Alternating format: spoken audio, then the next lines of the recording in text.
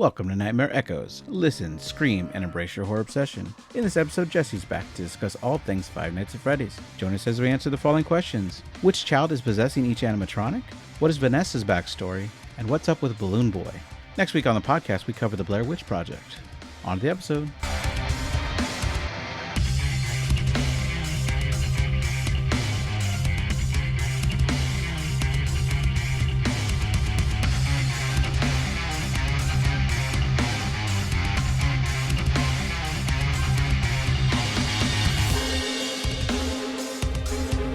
Hello, everybody, and welcome back to Nightmare Echoes. I'm your host, Elazar. I'm joined again by co-host Jesse. Jesse, how's it going? Infinitely well. Oh, that's good. I'm excited today. We're talking about Five Nights at Freddy's. Been waiting for 8 years for this movie to come out, something like that. Yeah. It's been a long time. My kids were super freaking excited. I was excited. We watched it all as a family because we have Peacock, which it came out on the same day, or maybe the day before it came out in theaters. So we all watched it in the living room together. And we are all fans of the game, right? Oh, yeah, all yeah. Of us. Yeah, completely. I know that. You, your kids. Yeah, I definitely didn't want to forget to talk about the fact that I remember I was texting you and I was telling you that my kid wanted to watch Freddy, and I thought he meant Freddy Cougar. And you were like, no, I think your kid wants to watch Five Nights at Freddy's. And I was like, what is that? And so I told my wife what you said, and then she found Matt Pat on Game Theory, which I've now religiously watched since then. Yep. I would say that he has, I don't know, maybe 60 hours of Game Theory on Five Nights at Freddy's alone, not including his playthroughs, and I've watched it all more than once with my kids because they're like, hey, can we start from the beginning and watch them all again? I'm like, let's do it. And because of that, I've loved these games. I know I own at least 3 of them. The original one, I own Pizzeria Simulator and Ultimate Custom Night. My kids and I have played those together to hilarity. I have not even played them, but I watched playthroughs by one of my favorite YouTubers for the first 3.5 maybe, or 3 or something like that, and I was very much in love with the concept and the characters and the vibe, especially for the first game, honestly. Yeah. A lot of the time, the first game in a series I really like for some reason. Well, I like the lore as it got explored. I read some of the books, some of the short story books. They're like collections of stories now that they're coming out with all the time. So we get a lot of little minor characters that come through, and they're a lot of fun. I watched a lot of playthroughs by Markiplier. Yeah. Who was supposed to be in this movie. He was supposed to be the security guard at the beginning of the movie. Oh. Yeah. That would have been so great. It would have made sense. But he was filming his own horror game movie, and he said he couldn't. He said he wouldn't expect them to ruin their movie for his. Right. And so, therefore, he couldn't upset their schedule by asking him to, hey, can you wait a week so I can be there? That is tragic. So I'm hoping that when the sequel comes out, they can figure out a way to get Markiplier in there. Yeah, make it work. Because that would be amazing. The playthroughs that I watched were by a YouTuber nobody's ever heard of called Riz Grestar, and he was just one of my favorite YouTubers for years. Nice. I know that I grew up with Showbiz Pizza. Yeah. You know, but before I went to Chuck E. Cheese, I went to Showbiz. Yeah. And those animatronics, sure, at an early age, you're like, am I supposed to like those things or not? Yeah, right. Yeah, I'm like, okay, my parents say I did. And then I obviously worked at Celebration Station when I was a teenager. And me too. Yeah, which had a... Because we worked together. That's right. And it had their own animatronics there that I wouldn't say are super popular in the zeitgeist of things, but they definitely existed. So I mean, that's, I guess, my background with working with animatronics. Well, mine was just sort of, I mean, I also loved Showbiz Pizza as a kid and everything, but there was also, I just love those kind of things in general, but then also, I was mentioning to you earlier today that I have a love for these kind of horror scenarios where you have these characters that are scary and dangerous, but at the same time, oddly relatable, that you can make friends with in some way, but it's they're not less dangerous. Yeah. And I love that idea. And that's very appealing to me for some reason that I can't quite put my finger on. And the Five Nights at Freddy's characters, they hit the spot perfectly for me. Sure. So I was very excited. And I will say that the movie, for me, absolutely nailed it. Yeah, I mean, as a fan of the movie, I can understand people watching it that had no idea what it was or only on a surface level knew. If you didn't experience any of the games, you didn't know any of the lore, maybe it didn't hit so heavy. But for me, I remember sitting there and the moment that Matt Pat came on the screen, my kids lost it. Yeah. They were like, that's Matt Pat! And then he says, that's just a theory. Yeah, it was amazing. Like just like hearing him deliver that line, that was pretty good, which I liked a lot. But let's go over some of the things. So obviously it came out in 2023, right in time for around Halloween. It was directed by Emma Tammy, obviously written by Scott Cawthon, but helped in the writing were Seth Cuddleback and Emma Tammy as well. It stars Josh Hutcherson as Mike, who we know from Hunger Games, Piper Pueblo as Abby, that's the little girl, Elizabeth Lell as Vanessa. I know her from a horror movie called Countdown, which was like a cell phone app that was supposed to tell you when you're going to die.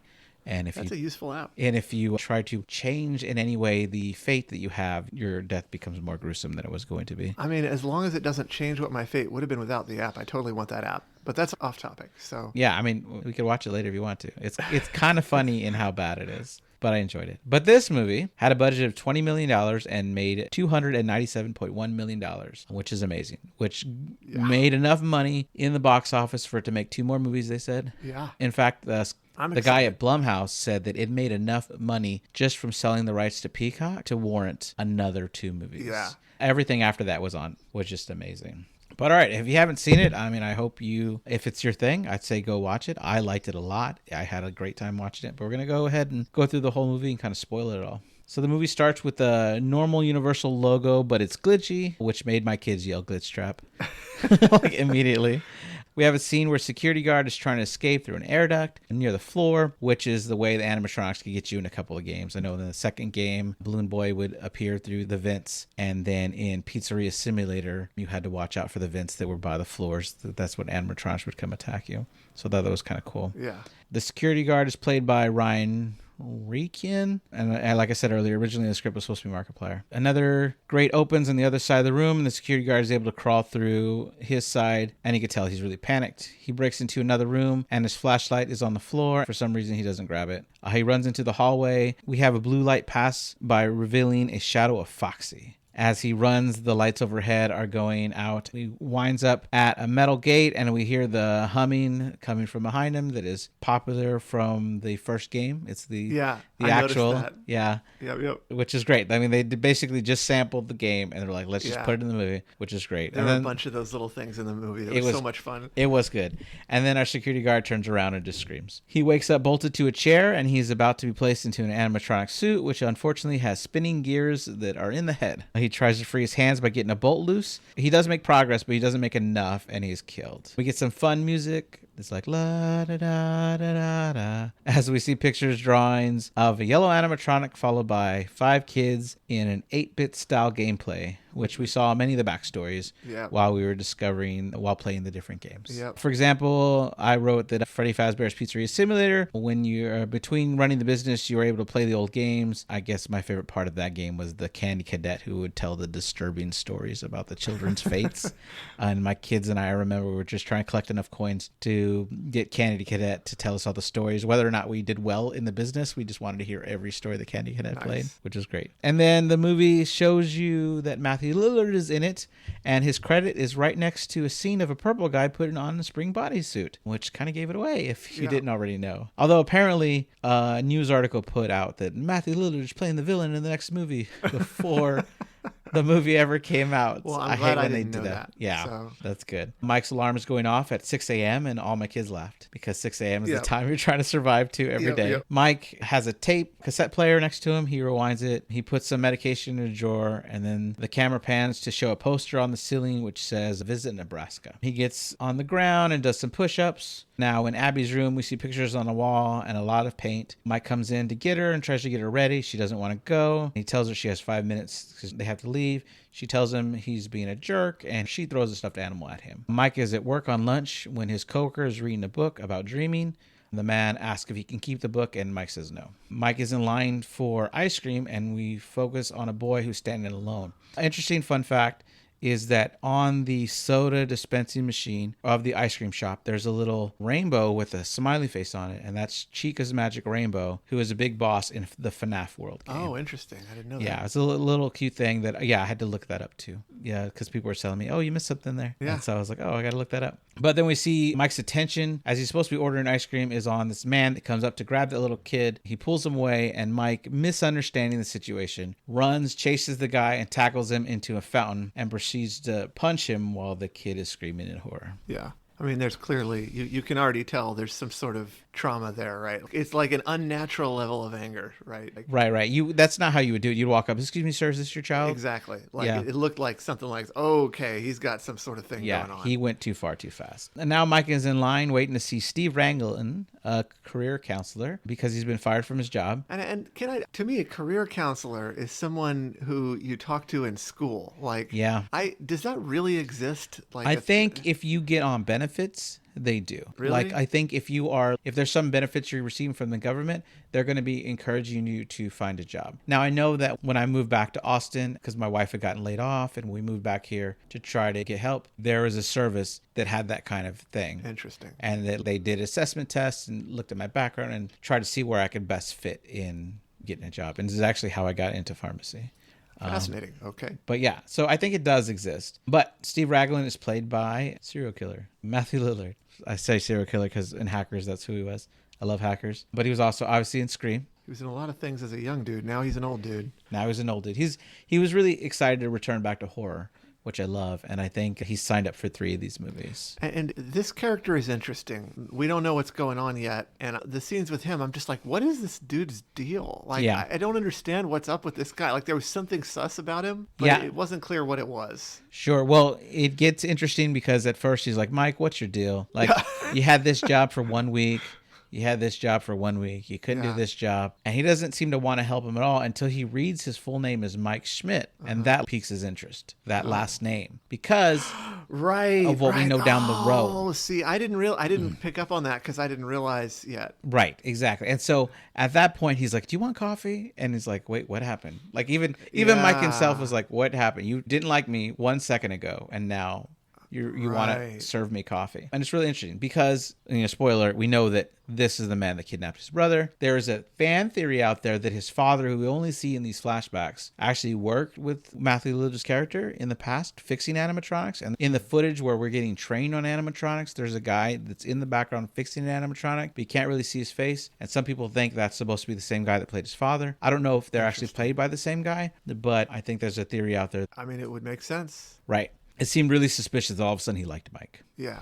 But he tells Mike that I have a gig for you. It's a security gig. It has a high turnover rate, and you get to be your own boss. He asks him what the hours are, and he's like, they're not great. And he tells him, I can't do overnight. And he goes, oh, well, but don't worry, the pay's worse.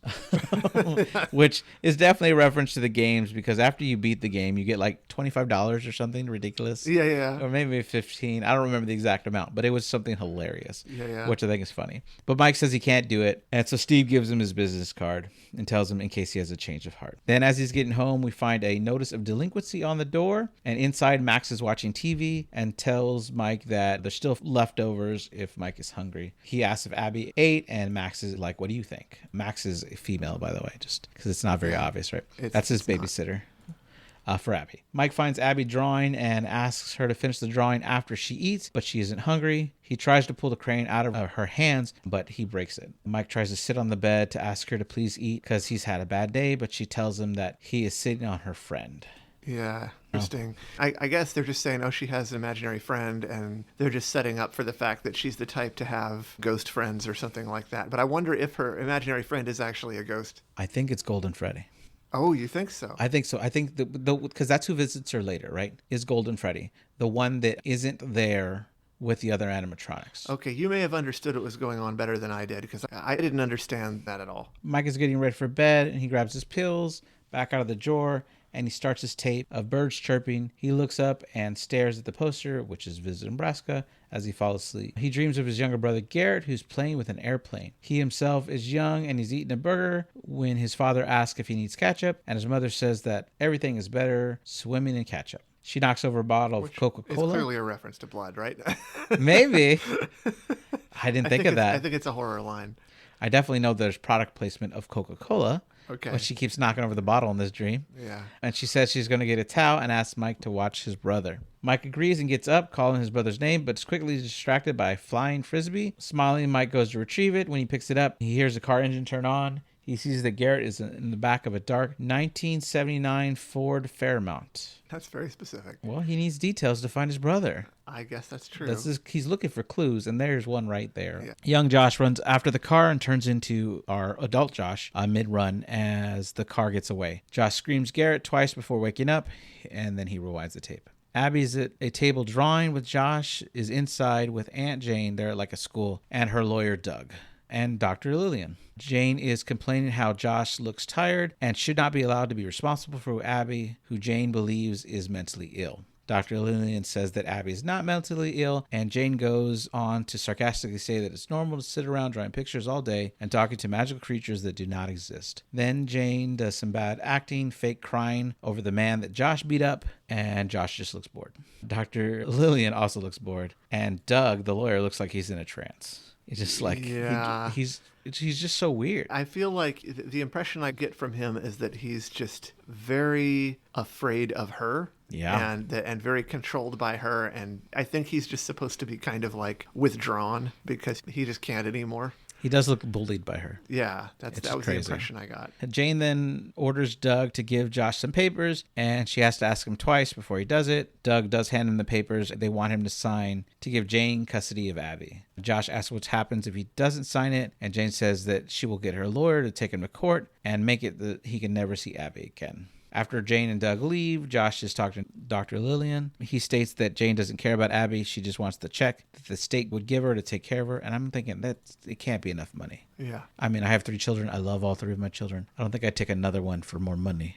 Right. Because they take a lot of work. There is kind of a scam of parents who, I mean, this is really really trashy people who will have kids just to get that check, and then they just don't take care of them. Yeah, that sucks. At all. Okay, that's probably true. Josh thinks that maybe he shouldn't be taking care of her, and Dr. Lillian says that Abby cares for him. Josh says that she rarely speaks to him and only focuses on her pictures, and Dr. Lillian points out that Josh is in the center of 90% of those pictures. But Josh says in the end it might not be up to him. A judge won't likely side with him, and she tells him that if he can find a job, it's going to really help his case. Somewhere around here, she also makes a statement that's clearly supposed to be important to the plot, that she says that children communicate mainly through pictures, and that pictures are like the main form of communication for their souls or something like that. And yeah. I was like, okay, so clearly they're setting up for drawing pictures to be the way that you do something later in the movie. That's a good catch. I did not notice, but you're right. You're completely right. Yeah.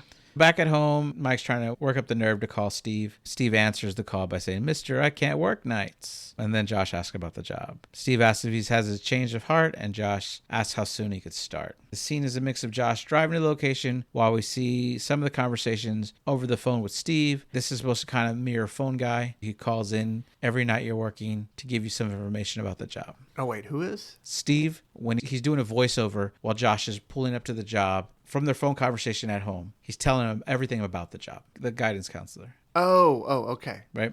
Okay. And in the games, Phone Guy called you each night to tell you, hey, hello. Hey, I want to give you some information about the place. But that guy was a completely different character. Yeah. I'm just saying it's kind of like how they did it. Yeah, like how they gave us information. I guess it's kind of like it, except I think it was more fun in the game because the guy himself winds up being a victim as well. Yes, he gets killed by night 4. That was so great. I love that game so much. It's ridiculous. Yeah, but Steve tells him the place was huge in the 80s. We see Mike drive up and the sign has seen better days. It's got light bulbs that are out and it looks beat up. Steve goes on to say the place has been shut down for years but hasn't been torn down because the owner is a sentimental guy and can't bring himself to let it go. Yeah, you would think anyone else would describe him as an eccentric yes. or a little bit crazy, but he describes it in positive terms. Oh, he's just a sentimental guy, right? Yeah. That should have been a clue. I should have picked up on that. Wait a minute. But I didn't pick up on it. As Josh is walking through the front door, Steve says he's had trouble with break-ins over the years. As Josh opens the door, Steve says the security system is dated but fully functional. He tells him there are cameras outside and inside, and the electricity is a bit iffy. In the original game, power was a big deal. You had to gamble between leaving the door open and when to use the camera because it took power to do everything. And if you ran out of power before 6 a.m., you were killed, which I think was a nice touch to include. What, he said that? He said that the power was a bit iffy. Oh, that's all you're talking about. Okay. Yeah. No, I'm saying all this about the original game. A cool reference. It is, but it's also setting up for what happens later in the movie, which is the power glitching becomes a plot point. Oh, yeah. Minor plot point. Mike goes to the employees only section and finds glass on the floor and then sees a FNAF poster with the tagline saying that the animatronics are ready to rock. Steve tells him about the breaker in the main office, and we see Mike turn it on to give the place power. Steve tells him that the rest is easy. Just keep your eyes on the monitors and keep people out. And obviously watching the camera in the games is what saved your life. Right. Yeah. We see he turns on the monitors, he goes in the office, and it's just like the first game. We have the drink with the red and white swirls on it. We have the desk fan and the phone. Everything's exactly, they did a great job with that. The poster on the wall says celebrate, and I really wanted to have some reason for him to touch the nose. Yes, I was about to say that. I was about to say, like, I was waiting for him to bump into the poster. It would have made sense if Vanessa did it, because she's familiar with the place. She knows everything. If she would have showed him and been like, why does he do that? It's like, we've never known. But it does it. That would have been amazing. But there were so many already good references. Yeah, of course. I'm not going to complain. We see how Josh can flip through the camera feeds just like in the game. Steve ends the call by saying, I'll catch you on the flip side, hopefully. Then Mike sees a VHS tape labeled Mike and puts it in. And what we see is an introduction video for a new security guard. We have a shot where someone's working on animatronic, and that's where I was talking about. The internet thought that might be the guy that plays his dad. See, I was expecting the video to be the thing that was like the phone guy that was going to tell him, watch out because the animatronics wander around at night or whatever. But instead, nobody told him that. And I was like, wow, that's kind of hardcore. You're not even going to warn him about the freaking animatronics at all? What was cool about this video is in the background of the video are all these kids that are enjoying an actual place. And they got to bring a bunch of kids into the set for one day to play and eat pizza like it was a real place to do that stuff. Yeah. And they had a good time in this restaurant that never existed. Which I think is awesome. Mike goes to open his locker and Balloon Boy's there, and Mike jumps. Balloon Boy, we first saw him in FNAF 2. In this character, he has no role except to scare you by just existing, which is great.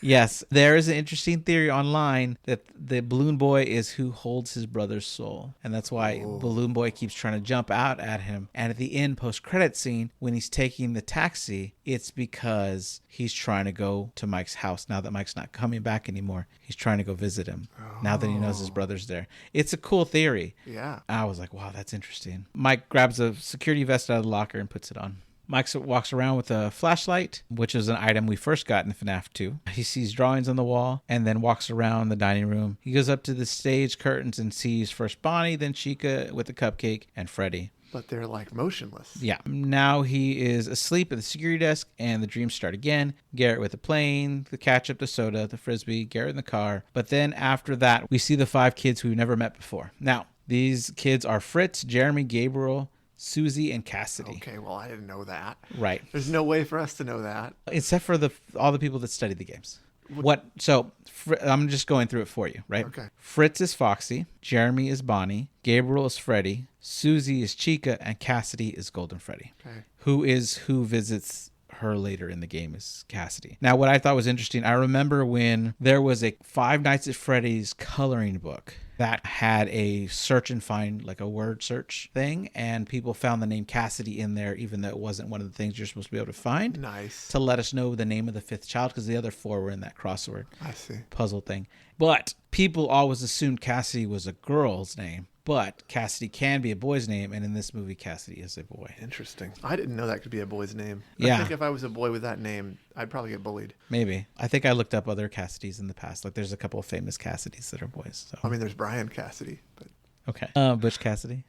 But those are the last names. Right. Mike asks who the kids are, and they all scatter, and he decides to chase Cassidy. Mike trips on a rock and wakes up by hitting the floor as his alarm beeps to wake him up at 6 a.m. Mike gets home, and Max wakes up from sleeping on the couch. She asks him how it went, and he said it was interesting, and then tells her he does intend to pay her one day. Max says it's okay and jokes that she knows where he lives. Mike goes on to check on Abby, who's still asleep. At this point, I'm just thinking, like, you can't possibly afford to pay a babysitter for every single day you go to a low-wage job. Yeah. It's absolutely impossible. Right. There's no way you can afford that with that. But yeah, I completely agree with you. I just assumed it was a friend of the family at this point. In a way, I guess. In a way, it is. In the worst possible way. Yeah. All right. And then we see Matt Pat, and my 3 kids went nuts. My dad was confused while watching the movie.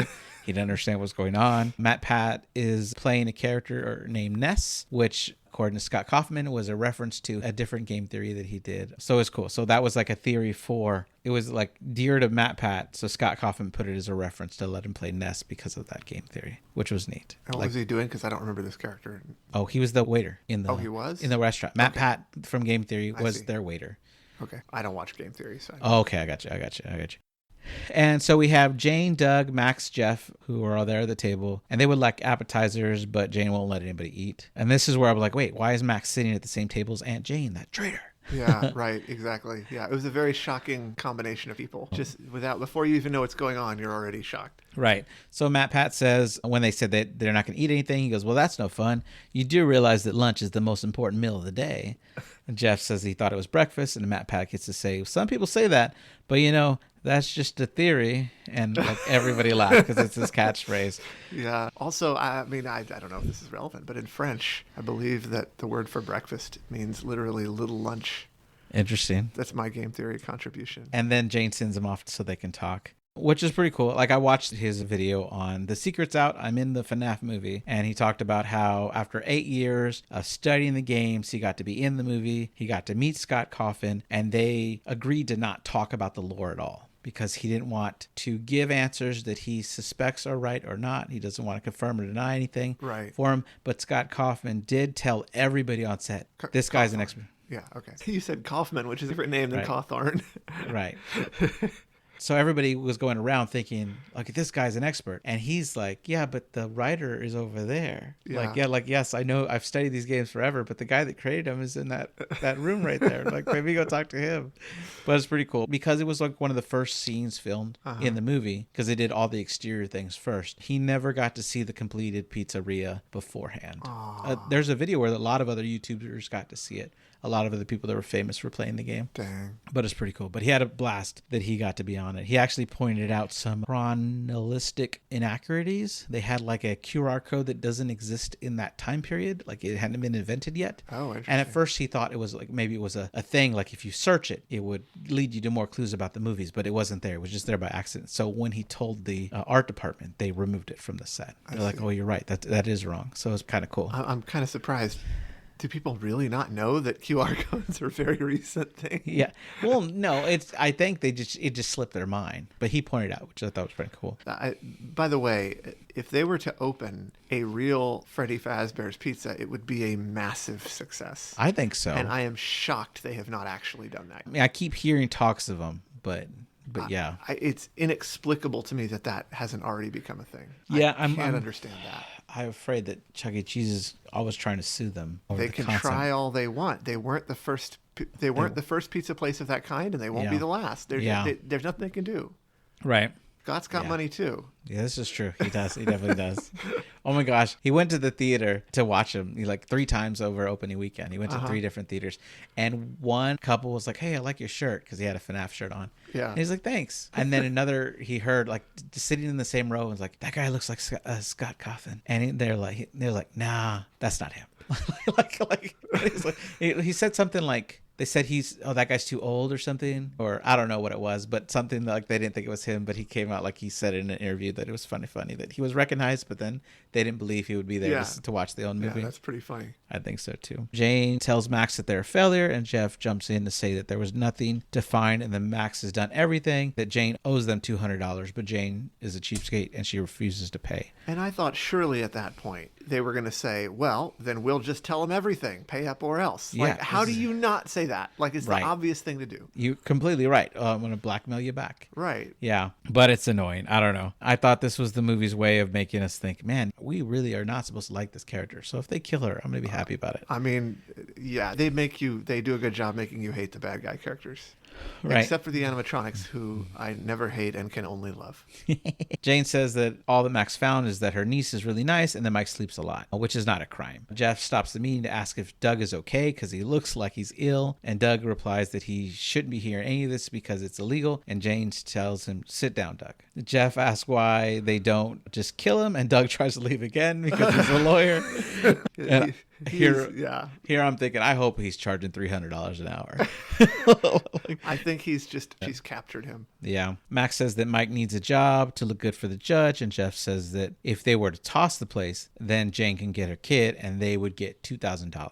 Jane agrees to $1,000 and tells them not to mess it up they have to mess up the restaurant, but not to mess up the plan. Yeah. But they need to hurry. And I'm thinking $1,000 is not enough to get sent to jail for breaking and entering. You would think that, but if you look at certain classes of people, absolutely can and do get themselves sent to jail over far less than that, right? Sure. I mean, people get sent to jail because they decided to brazenly, openly shoplift like a vacuum cleaner or something, right? Like, yeah.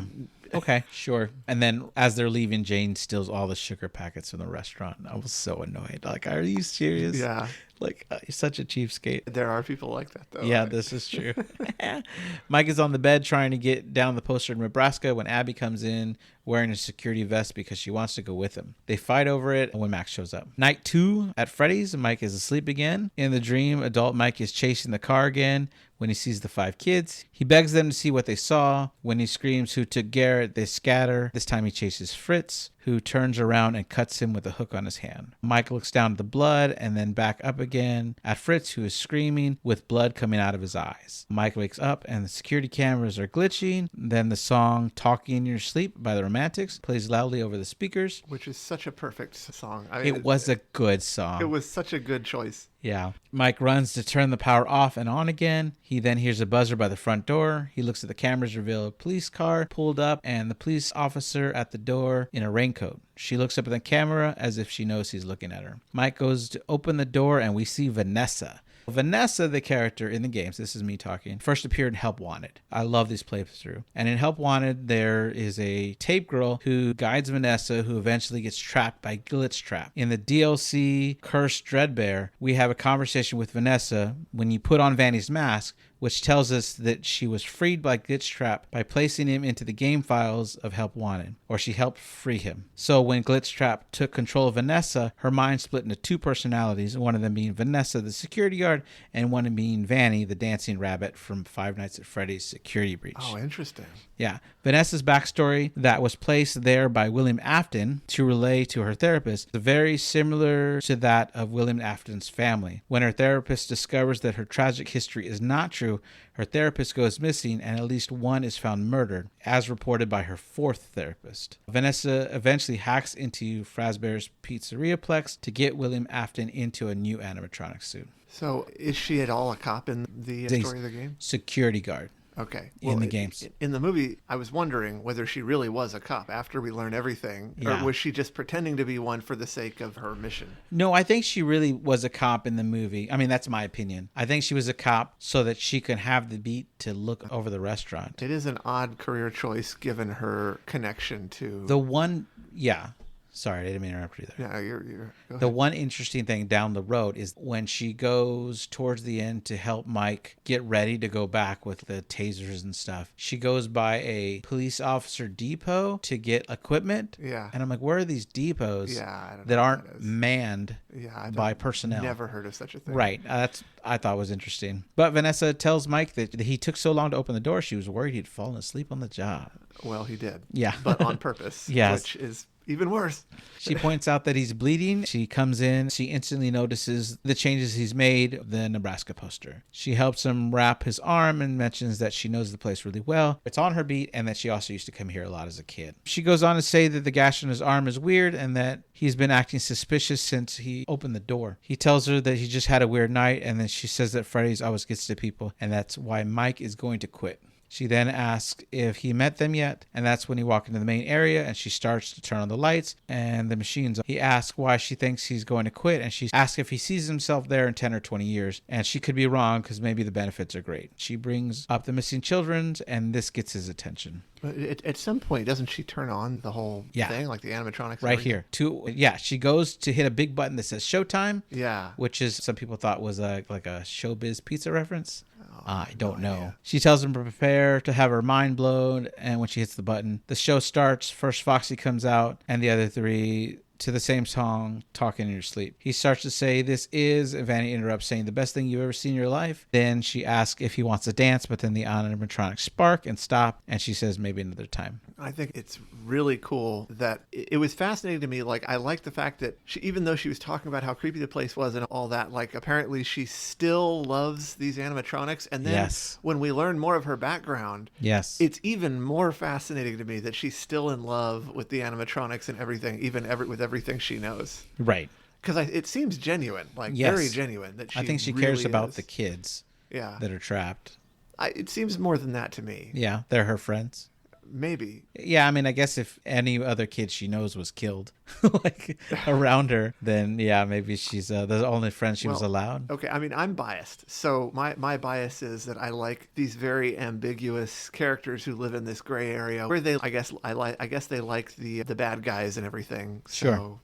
I'm biased toward putting her in that category. Okay. Of someone who is fascinated with the animatronics and everything, despite also not really being on board with the whole situation. Sure. Mike asks about the kids that she talked about going missing. She tells him they did in the 80s. She tells him that he's not wearing his badge. She goes over to the prize counter and gets a toy badge and puts it on his vest, saying now he's official. They sell these on eBay. They're like $12. I think I had one when I was a little kid. Yeah, but this one has Freddy Fazbear on it. That would make it better. Yeah.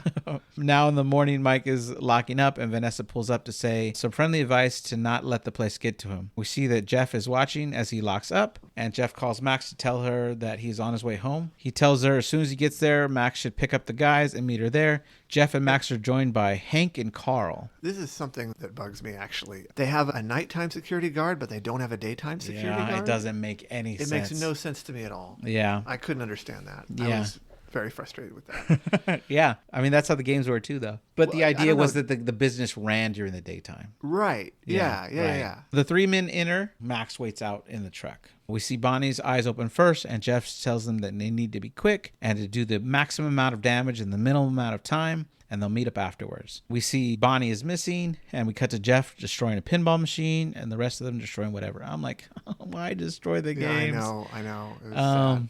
Yeah. We see that Jeff breaks into the quarter machine and starts stealing all the quarters, which I thought was hilarious. When Carl is in the kitchen, he hears some banging in one of the freezers and he walks up to investigate it. When he opens the left door, he sees the cupcake, who opens its eyes, and then it's missing. He sees Chica holding the cupcake. We cut to Hank, who hears Carl's screams. Hank looks into the kitchen to see Carl's face being eaten by Cupcake, and then he sees Chica look over to see him. Yeah, the deaths are so cheesy. I mean, it's ridiculous. But the animatronics in this are just so beautiful. I wanted to shout out a YouTuber that I love called Aaron Fraser Nash. He makes his own versions of fan songs for these games. One is a hip hop song by Mr. Cupcake, and it's called Mr. Cupcake Sings a Song, a Five Nights at Freddy horror movie parody FNAF. It's the name of the video. It's so hilarious. Okay. But he's got one for every character in the series, and they're really good. So I just wanted to shout it out.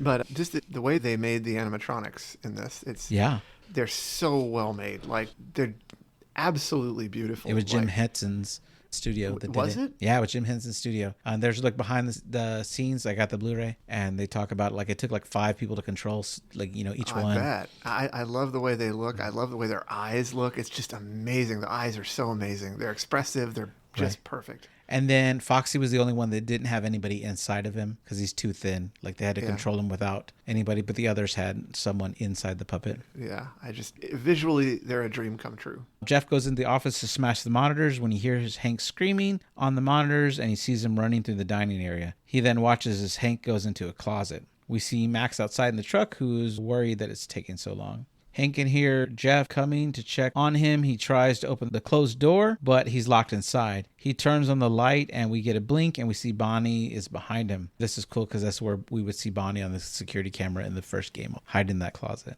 Eyes then turn on, illuminating the room in a soft yellow, and Hank turns around and screams. Jeff is walking towards the closet, but slows down when he hears Hank's screams. Then from outside the closet, we see the shadow of Bonnie, and then Hank's hands on the glass, leaving a bloody trail as it goes down. The door opens, and Jeff sees the blood and calls out for Hank. Bonnie comes out of the closet and looks at Jeff, which makes Jeff drop the crowbar, and he runs, leaving a trail of quarters as he goes. He runs to the office to use the phone, but there's a loud, laughing kid on the line. On the monitor, he sees Freddy and Chica looking at him through the monitor, staying right by the vent. He then watches as Cupcake is placed into the vent, and he jumps to hold the vent closed as Cupcake attacks.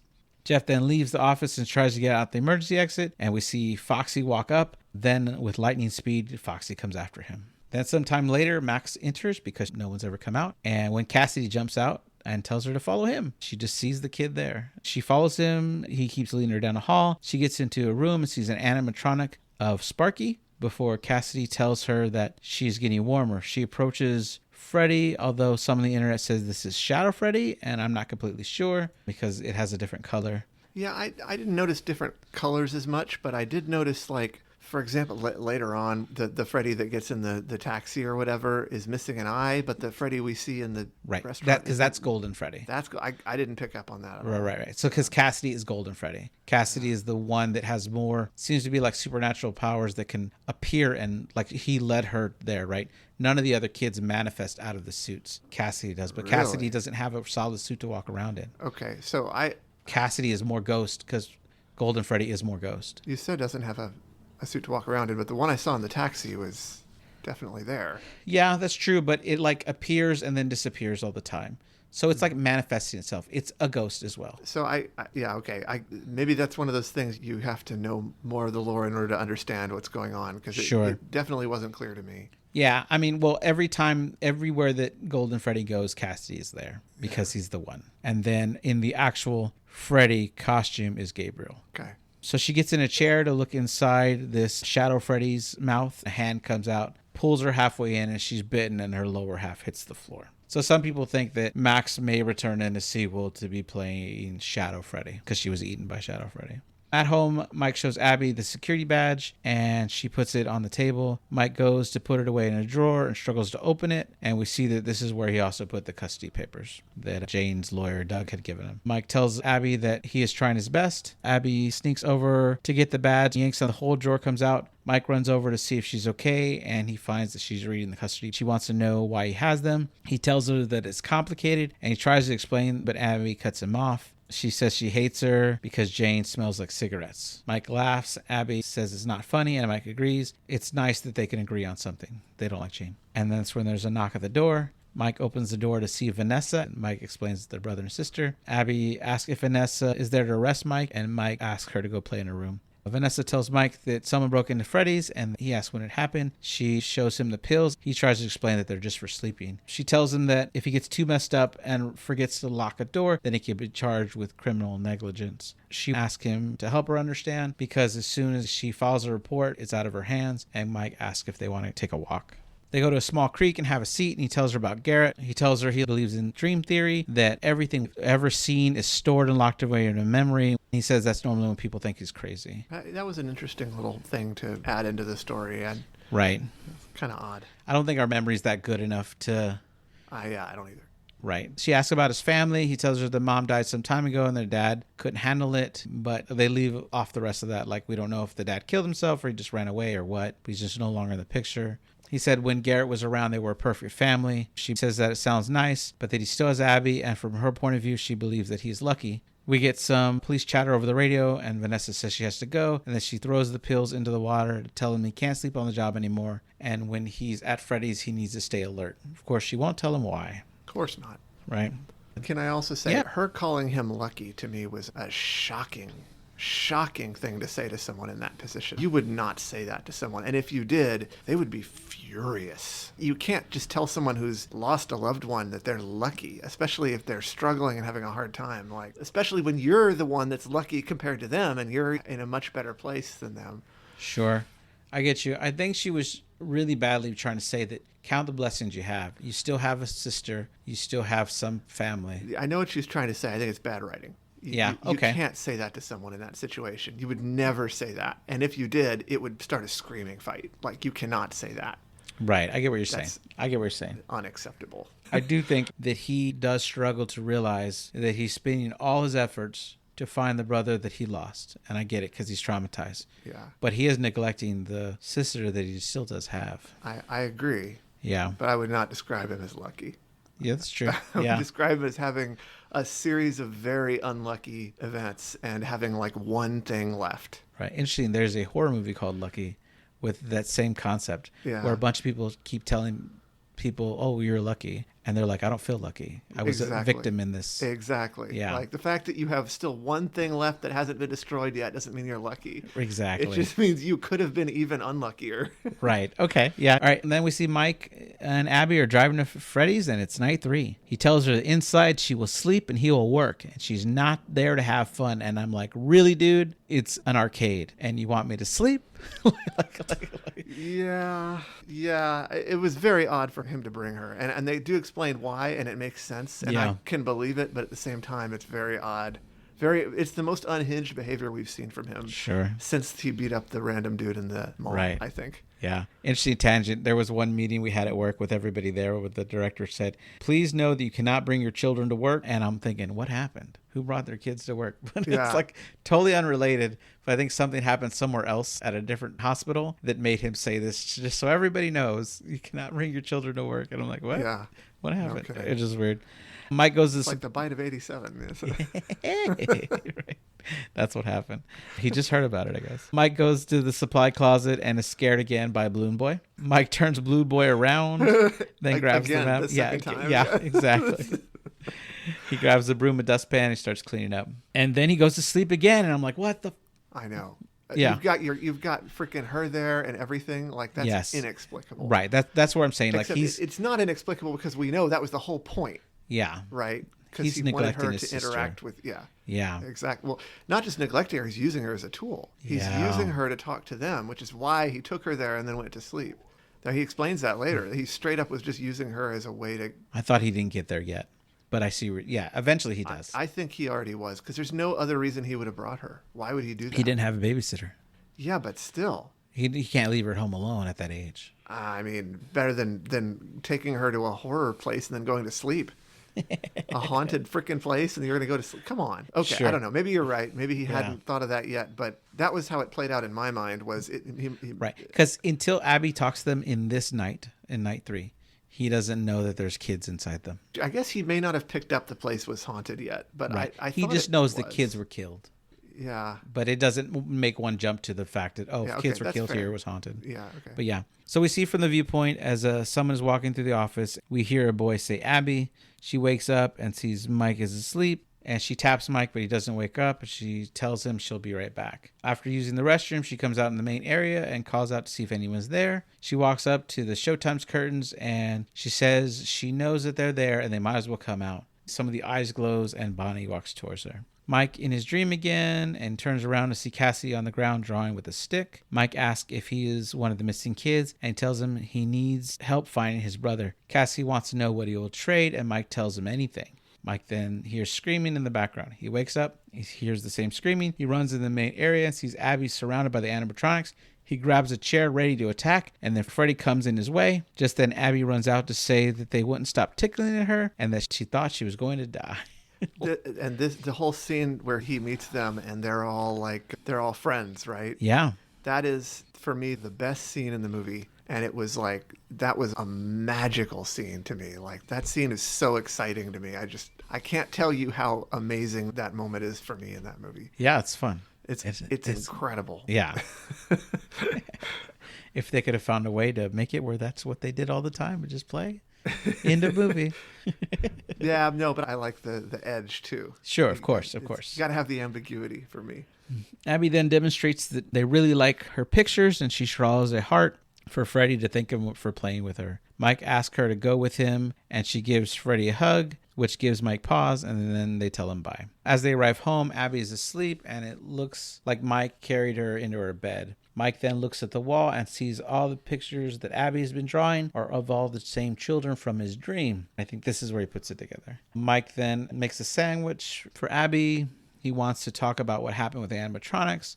He asks if they are ghosts, and she finishes the question for him, telling him, of course, they're ghosts. How else would they be able to move the animatronics? Yeah, and this is one of those things that bugs me a little. Sure. I mean, I think it would be better if they had kept it a little bit more ambiguous. Just her automatically knowing that is... And that's also just, I kind of wish they hadn't humanized him so much. Like, I know it's like the lore of the whole game and everything, but that's why I like the first movie more, because it's more ambiguous and you don't really know what's going on. You've just got these creepy, sort of ambiguous, not speaking, silent animatronics, and you just don't know what to think about it. I kind of like that better. But They just kind of explain everything, tell you how it is, and okay, takes out some of the mystery. Sure. Mike then pulls out a picture she drew of Garrett in the back of the car, holding the airplane toy. He asks if she knows what it is. He reassures her that he's not mad at her, but he needs help to understand. Abby tells him that is when Garrett was taken, and Mike asks if the little blonde boy told her, and she nods her head yes. Mike wants to know if that boy told her anything else about the man driving the car. Abby tells him no, that they always talk about a yellow rabbit. And Mike doesn't understand that is the man. The yellow rabbit is the man that stole the kid. Yeah. But she says she's willing to ask them. Now it's night 4, and we see Vanessa at the restaurant before they get there. She's studying the drawings on the wall. Abby says that the animatronics talk to her sometimes and say that she is nice. Inside, Abby is happy to be back with her new friends, and Vanessa doesn't appear happy to see Abby is there. Josh says Vanessa already knew about the animatronics, and she said, I guess she'd have figured it out. And then we get a line from the trailer, ghost children possessing giant robots. Thanks for the heads up. Abby tells them both that she needs help. They go to see Abby has drawn a fort. Mike tells Abby that they need to lay out some rules, and Vanessa says what she thinks. She replies that she can help use the tables to make the forks. The animatronics build it while Connection by Elastica plays. Every interaction with the animatronics is just so cool. The fort scene is fun. I just love it. I love it so much. It's my dream. I want to be the little girl. Okay. After the building is complete, they have a moment when Bonnie falls over.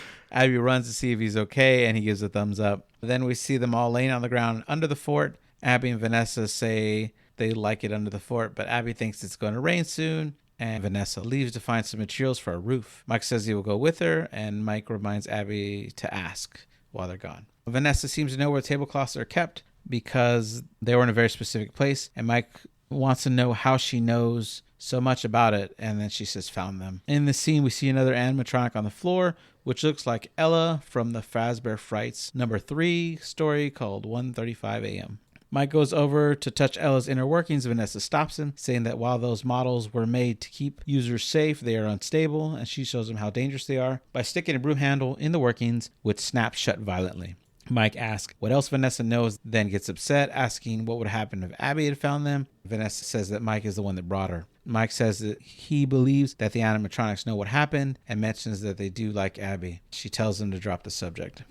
That's where you see how unhinged he is. Like, literally, she's just a sacrifice. Unfortunately, yeah. And that becomes explicit, of course, later on when they straight up ask him, sacrifice her, and he says, yes, okay. Yeah, I mean, he regrets it in 4 seconds. He does, and I'll give him credit for that, but yeah, I couldn't believe it. I mean, I can believe it. I can believe it. I think the writing did a good job of establishing that he is actually that messed up over Garrett. Like, yeah, you can he's see traumatized. Sure, it's not crazy. You can see him being that right. Crazy. She leaves, and he follows, asking her to talk to him, and she tells him she's trying to, but he isn't listening. While this is happening, Abby is dancing with the animatronics to Real Wild Child by Iggy Pop. Mike says that figuring out who took Garrett is the only thing that matters to him, and Vanessa notices Abby up on the stage playing with Bonnie's guitar. Abby tries to stop her, but she isn't in time. Abby is hit with sparks and thrown to the floor. Abby wakes up, and Vanessa tells her she had an accident and gives her a big hug. Outside, Mike doesn't know what to say, and Vanessa tells him to go home and take care of his sister. Mike asks what she's afraid of because he believes she is terrified. She then tells Mike if he brings Abby back, she will shoot him. It's kind of strange to me that he would sacrifice one sibling to find out what happened to another. That's what I'm saying. I agree completely. It's kind of strange. I mean, I kind of understand it because people are illogical, but yeah, but it is strange. Yeah, that's what I was trying to say earlier. Left with no other choice, Mike calls Aunt Jane because he's not allowed to bring her back because Vanessa says she'll shoot him. We cut to daytime. He's cooking bacon.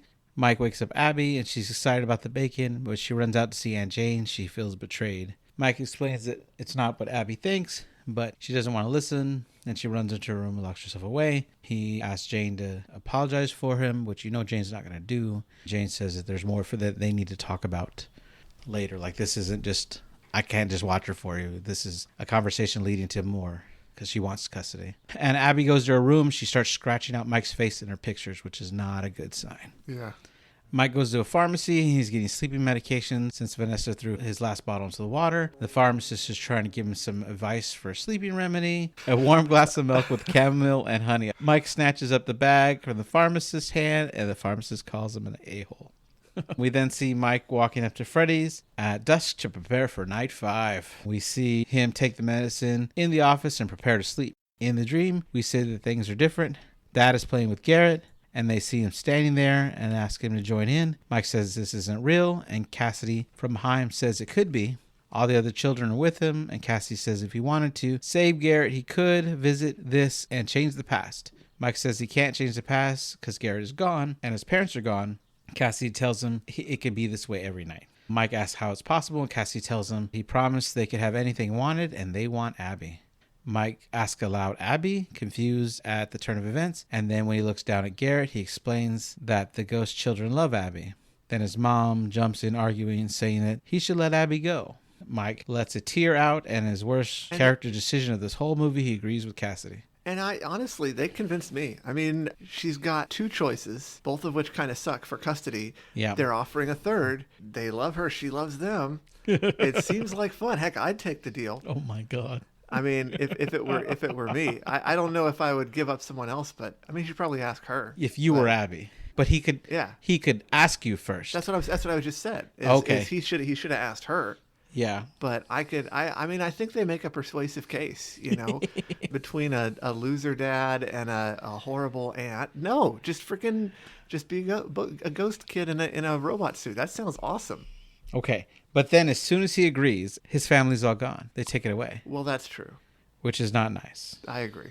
But he changes his mind. He asks them to leave. He demands they leave Abby alone. They start to circle around him. They start to run really fast. And then he's attacked by Jeremy, who draws blood, followed by Susie, then Gabriel, then Fritz. Jeremy again, then Fritz again, who gets the back of his leg, which sends him to the ground. And they continue to whisper Abby while he wakes up in a chair. Unfortunately, it's not the chair he fell asleep in. It's the chair from the beginning of the movie where the security guard was going to get the animatronic on him. You don't remember the gears going to kill him? Oh, never mind. I misheard. You're good. But interesting enough, because the security guard had loosened the bolt, but not all the way, Mike has an easier time to get the whole bolt off. It did not look loose when he started. It did not look like what it was when the other guy had finished. I thought it did. Maybe it did. Maybe I just was looking at the wrong angle. I mean, thematically, because it was looser because of him, I think he had an easier time to get it all the way out. That made sense to me. It just didn't look like it. Okay. I mean...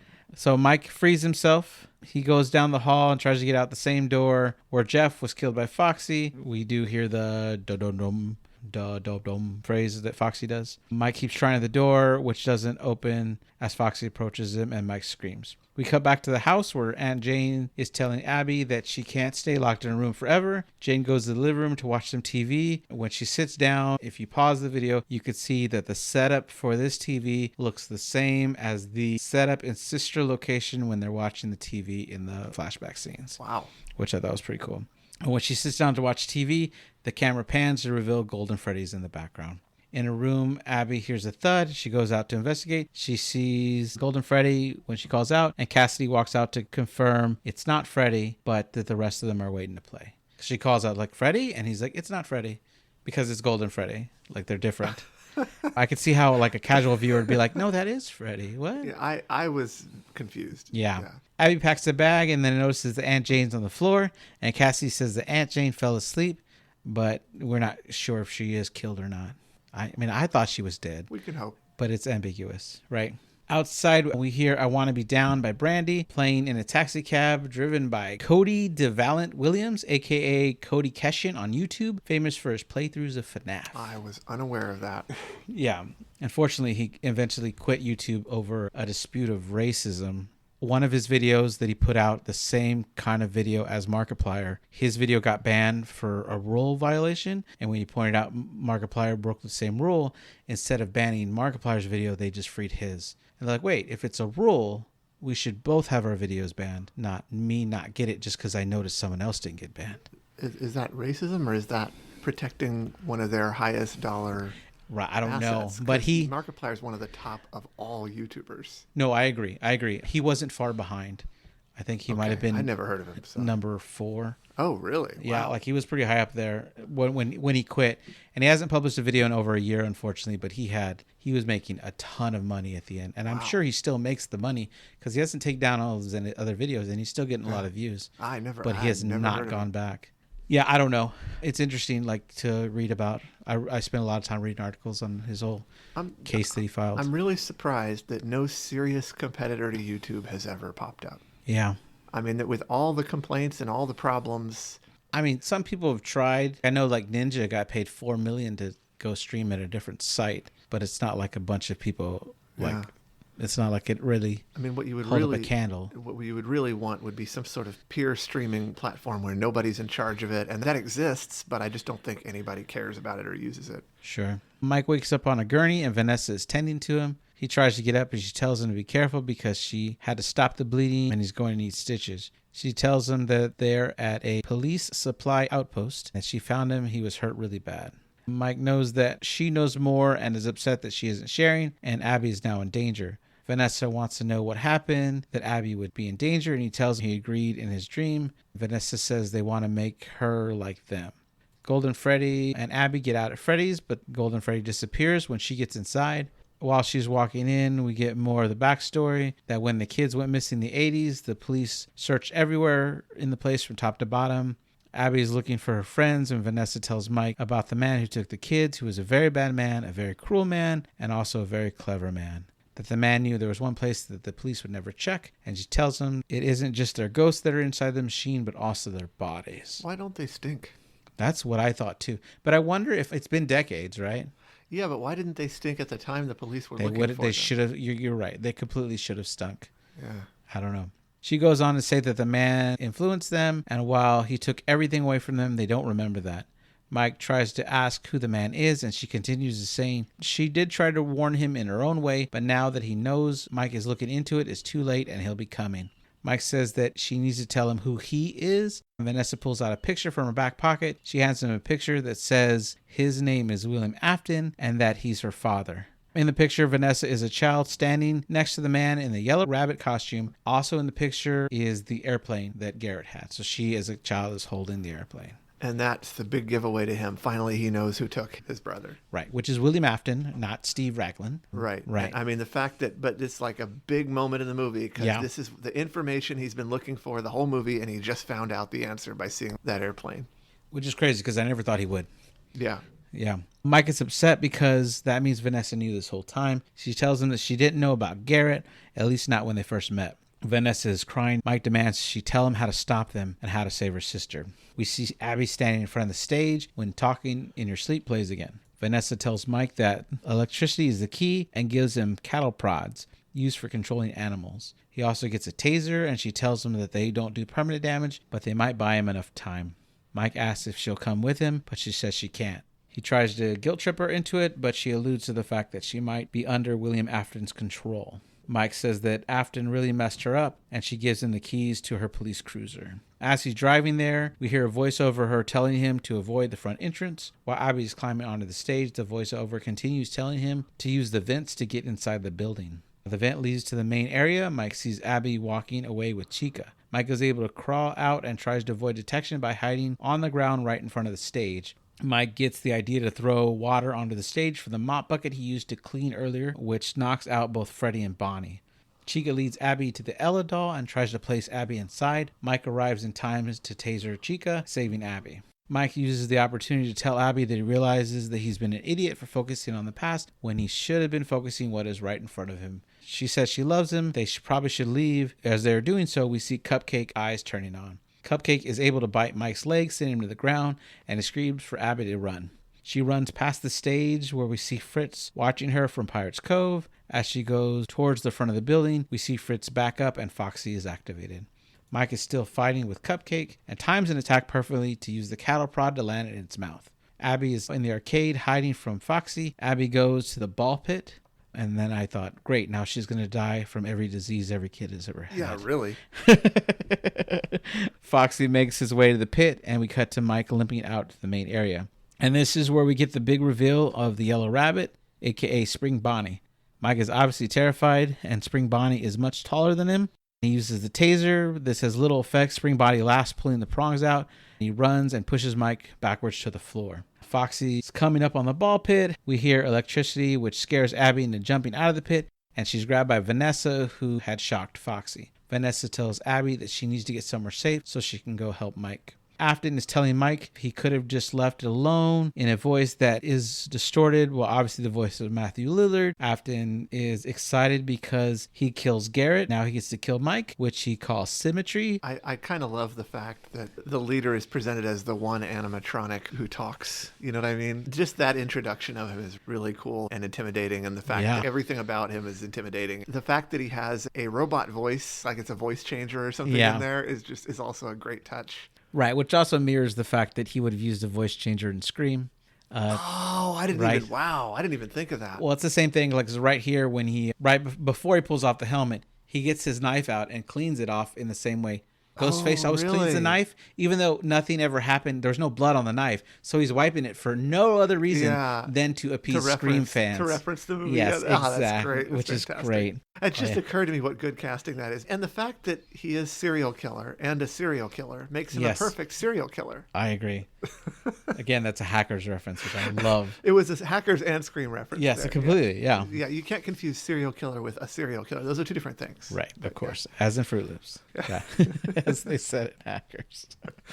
All right.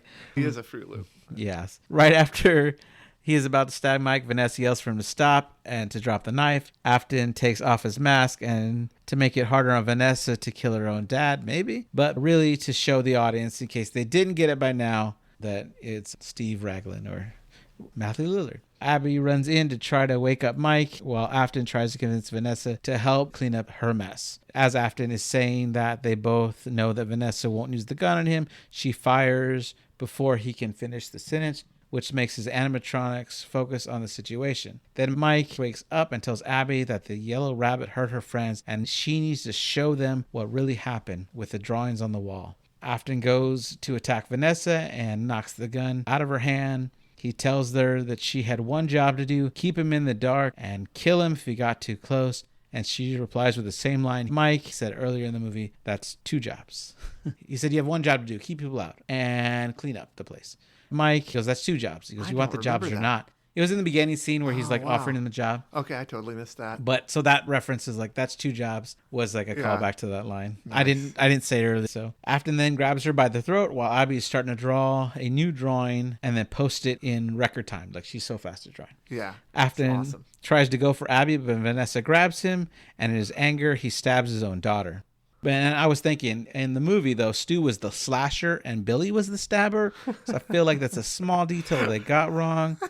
But anyway, Vanessa asks the question like, Dad, like she can't believe he stabbed her as she falls to the floor. We see Mike going down the hall and Abby's working on the drawings. The power goes out and Afton asks what Abby has done. Mike makes it to the breaker, turns the power back on, which makes the light focus on Abby's new drawing, which shows the yellow rabbit with an evil face killing the 5 kids, which is depicted with blood on his knife and the kids having X's on their eyes. Which is apparently enough to trigger all their latent memories somehow. Well, they believe her. Yeah. Yeah. The music from the opening plays slowly as the animatronics figure it out.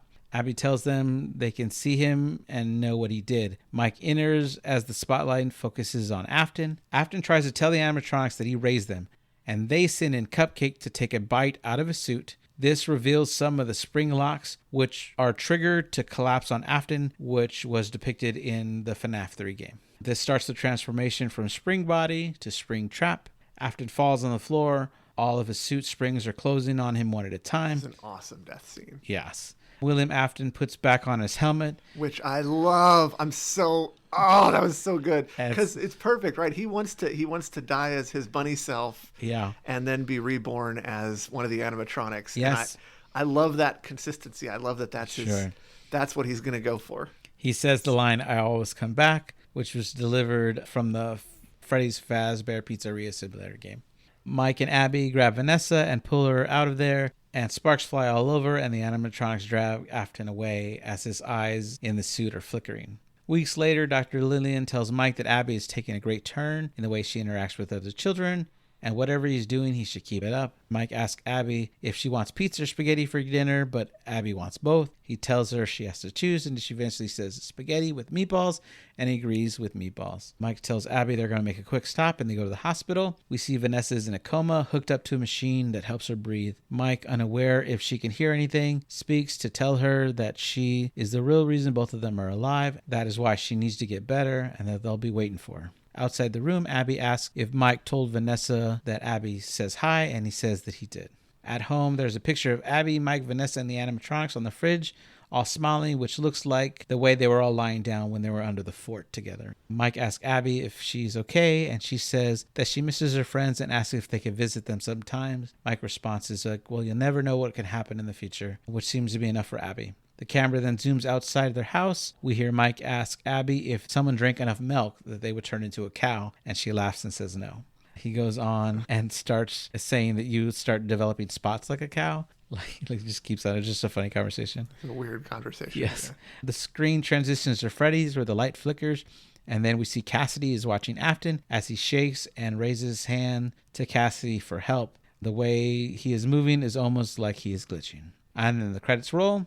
But we get another scene with Corey X. Ketchum sleeping in with a mask over his face in the cab. When there's a knock at the door, he says, no, not today, sorry, as if he's not taking any more jobs right now. The front passenger door opens, and he starts to yell, read the sign, as he takes off the mask and gets scared by a balloon boy who's there, and he screams. He has that effect on people. Yes. Then we get more credits, and then at the very end, the words "come find me" are spelled out one letter at a time. Yep. Yeah. What'd you think? Well, like I said, I was very happy with it. It was I loved it. Very meaningful to me personally. Sure. Hits a lot of spots for me. Yeah. I was surprised there was no surprise night 6 or no custom night 7. Just kidding. It would have been really funny if they had worked in custom night somehow, like after the credits. Like custom night, right? I know. I like just as a gag, like yeah. I can imagine a scene with him in there, like, no, but you guys, he's back at the thing, he's talking to the animatronics. No, but you guys don't understand. Like, this would be a really cool game. Like, y'all try to chase me, and then and we could design the levels to make it harder, like maybe like 1 to 20, like D&D. Yeah, you know, and you can pick any one. That would be awesome.